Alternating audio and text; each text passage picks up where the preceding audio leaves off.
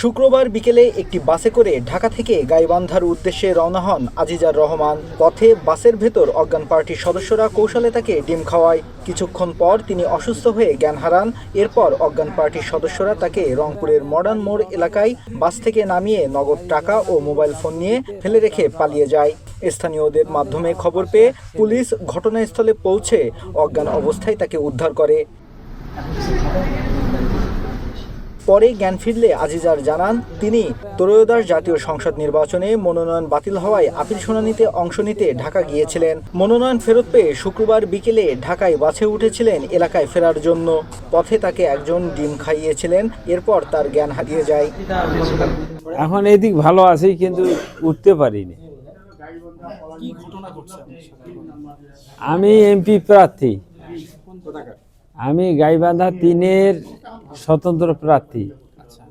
আমি ওখান থেকে মনোনয়নটা আমার বাতিল হয়।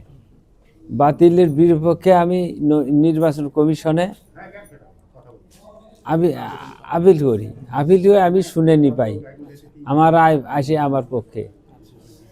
তারপরে আমি বাড়ি রওনা দেব না, বাড়ি রওনা দেব গাবতলিতে রাত 12টা বাজে। ওখান থেকে আমার পাশে এক ছেলে উঠলো। ওই ছেলে এখন সহযোগিতা করে, একসঙ্গে খাবার যায়। ও একটা ডিম রেডি করে আনলো। ও ডিম আমি খাইলাম, ওকেও খাওয়াইলাম। একাই কেমন ডিমটা খাই। তা আমি একটা রুটি নিলাম 20 টাকা দিয়ে, ওকেও অর্ধেক খান খাওয়াইলাম। এই খাওয়ার পর আমরা দুইজনে এসে বসলাম। বসার পর ব্যাগটা আর আমি খুঁজে পাইনি। আর শত্রু তো বুঝতেছি না। ও আমাকে ভোটও দিয়েছে। এখন তো আমার হলো ওখানে কপি গেছি, নির্বাচন কমিশন তো কপি যাবে। আমি তো ওখান থেকে পাবো, নমিনেশন পাবো। ব্যাগে ছিল আমার ওই রিসিভ কপি, এই মাত্র ছিল। টাকা পয়সা ছিল 3-4 হাজার।